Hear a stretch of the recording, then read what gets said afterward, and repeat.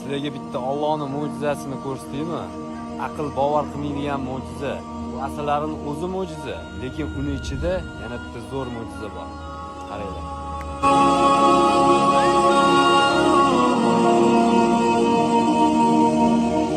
Ya Rab benim